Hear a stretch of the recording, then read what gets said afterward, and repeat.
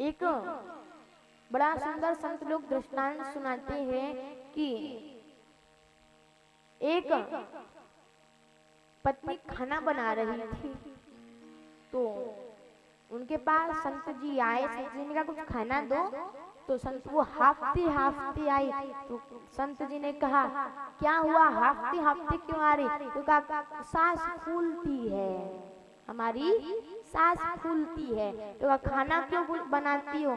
तो कहा सांस हमारी फूलती है, यदि हम खाना नहीं बनाएंगे तो सांसों फूल जाएगी, हम खाना नहीं बनाएंगे तो सांसों फूल जाएगी। ऐसे जीवन में अर्थ कुछ नहीं है। हम यदि अर्थ का हम अनर्थ कर दे रहे हैं, हम अर्थ का अनर्थ क्या कर रहे हैं? कुछ लिखा कुछ और है, कर कुछ और रहे हैं, भगवान कुछ और कहते हैं, हम करते कुछ और है।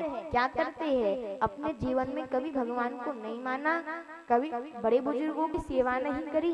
ये जीवन में धिक्कार है जब तुमने बड़े बुजुर्गों की सेवा नहीं करी।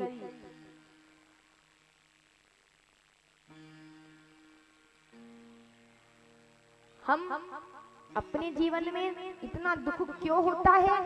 क्योंकि हम बड़े बुजुर्गों के घर में पूजा नहीं करते।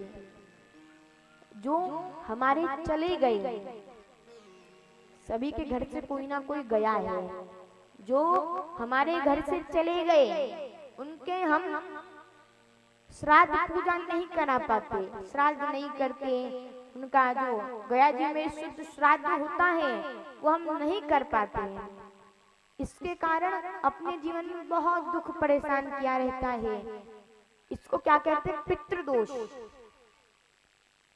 घर में बड़े बुजुर्गों की पूजा यदि हम नहीं करते तो हमें एक दोष लगता है, इसका नाम है पितृदोष। और वो पितृदोष के नुकसान क्या है बताते हैं कि विवाह ना होना, ये पितृदोष का कमी। विवाह नहीं हो रहा है, एक के बाद एक रोग चढ़ते जा रहे। विवाह हुआ तो बार बार टूट जाता है, देखने के लिए आते मना कर देते। विवाह हो गया है तो रोज पति पत्नी में लड़ाई होती है, रोज भगवान की पति पत्नी में लड़ाइयाँ हो रही है।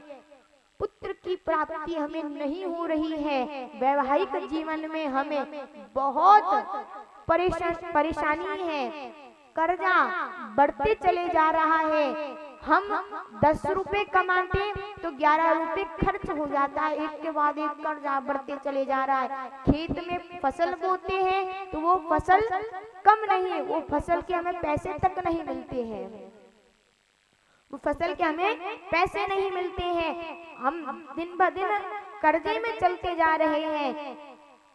बालक का धीरे धीरे मंद बुद्धि होना, बालक की मंद बुद्धि हो, या फिर जीवन में हम यदि बहुत लड़ाई हो रही है घर में, अचानक से घर का कोई पुरुष चिड़चिड़ा हो गया है, ये सब है पितृदोष के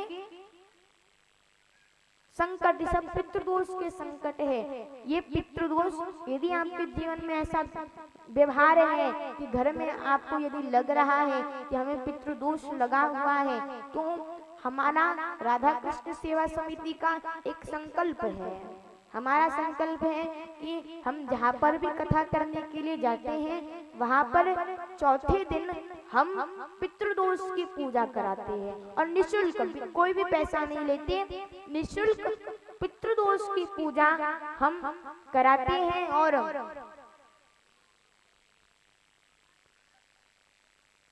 15 तारीख को पितृदोष की पूजा इसी पंडाल में होने वाली है, कोई भी पैसा नहीं लगेगा। जो गया जी में आप 20,000 30,000 रुपए में श्राद्ध कराते हैं, वही श्राद्ध त्रिपंडी श्राद्ध वही यहाँ पर होने वाला है। लोग कहते महाराज वो तो नदी के किनारे होता है, तो यहाँ पे कौन सी नदी है? तो हम कहते हैं नदी भी 2 प्रकार की होती, गंगा भी 2 प्रकार की होती है। एक होती है हरिद्वार वाली गंगा जिसमें हमें जाके स्नान करना पड़ता है, लेकिन दूसरी गंगा जो आपके सामने शिव महापुराण की गंगा है, इसमें हमें ये आपके पास आई है, तो ये भगवान शिव जी के व्यासपीठ के सानिध्य में विराजमान होकर 15 तारीख को सुबह 10 बजे 1 घंटे की यह पूजा इसी पंडाल में होगी। इसकी यादें आप हमारे मामाश्री बाहर विराजमान है, वहां से आप ले सकते हैं। और कई मैयाओं का प्रश्न होता है महाराज, एक मैया नयापारा में उड़ीसा से आई थी, उनका प्रश्न था महाराज आप लोग यादें कहते हैं कि बाहर काउंटर पे मिलेगी, लेकिन हम तो चैनल पे देखते, हमको कैसे पता चलेगा? तो हम उनको पढ़ के भी दिखाते हैं। देखिए जो जो हमारे YouTube चैनल पे देख रहे हैं वो देख लीजिए कि ये सामान लगता है पितृदोष की पूजा में। आपको पढ़ के भी सुनाते हैं, आपको पढ़ के भी सुनाते हैं कि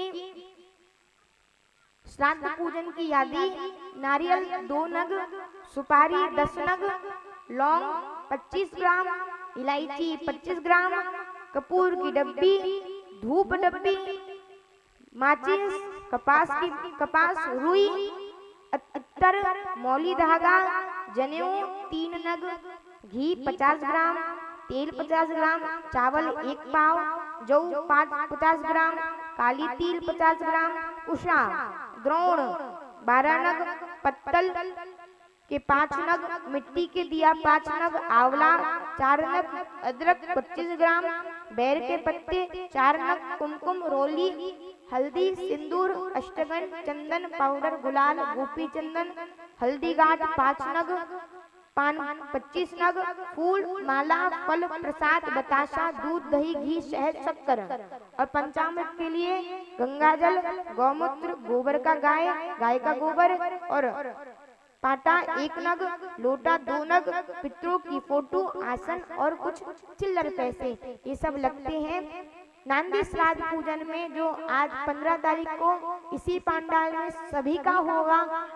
जो व्यक्ति के जीवन में ऐसी बाधाएं हैं वो 1 साल 2 साल 3 साल नहीं लगेगी। आप देख सकते हैं हमारे YouTube चैनल पर कि 1 साल 2 साल 3 साल 4 साल ये पूजा करने के बाद इसका फल केवल 45 दिन में मिलेगा। और गारंटी से कहते हैं 3 4 5 साल नहीं लगेंगे, केवल 45 दिन में। और आपका काम भी होगा।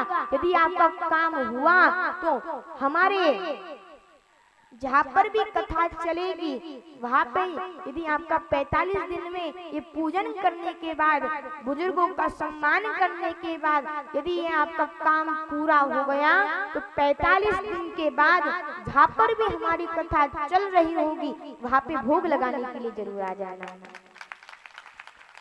वहाँ पे कहना कि हमने पितृदोष की पूजा करी थी और आज उसका हमें प्रमाण मिल रहा है। ये हम लोग कहते हैं श्राद्ध में पूजा होती है, उसकी तो अवसर पे मुहूर्त पे पूजा होती है, लेकिन हम यहाँ पे बुजुर्गों का सम्मान कर रहे हैं। जो हम नहीं कर पाते वो इसी पंडाल में बुजुर्गों का सम्मान होगा कि जब हमारे बुजुर्ग सम्मान से रहेंगे, जो हमारे चले गए उनका हम सम्मान नहीं कर पाते, वही सम्मान 15 तारीख को इसी पंडाल में होगा। जिसको भी यदि पूजा करवानी है, ज्यादा सामान नहीं लगता, ये सब आपके घर में ही है, आपको कहीं बाहर से लाना नहीं पड़ेगा, सब आपके घर में है। बस आपको 10 बजे आना है। इन 7 दिन में हमारा एक लक्ष्य है कि इन 7 दिन में आपकी 70 वर्ष की जिंदगी को सुधार के जाना है। ये 7 दिन में 70 वर्ष की जिंदगी को सुधार के जाना है। ये 7 दिन की कथा में चौथे दिन 15 तारीख को पूजन होगा। बड़े आनंद के साथ 10 बजे पूजन होगा और फिर कथा प्रारंभ होगी। ऐसी सुंदर पितृदोष की पूजा हम हर कथा में कराते हैं। यहाँ पर भी और भानसोज में भी हुई थी, नयापारा में भी हुई थी, हर जगह हम पूजा करवाते हैं।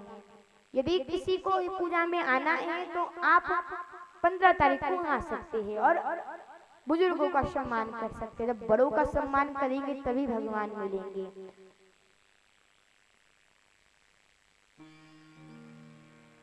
लोग कहते मंदिर में जाते हैं, मंदिर में खूब अच्छे से पूजा करके आते हैं और घर के माता पिता पानी मांगते और पानी तक नहीं देते। हम कहते हैं घर में बैठे वो माता पिता जो बुजुर्ग है, उन माता पिता की तुम पूजा करना प्रारंभ कर दो, तुम भगवान को अपने सामने देखोगे, तुम भगवान की पूजा करना प्रारंभ कर दो।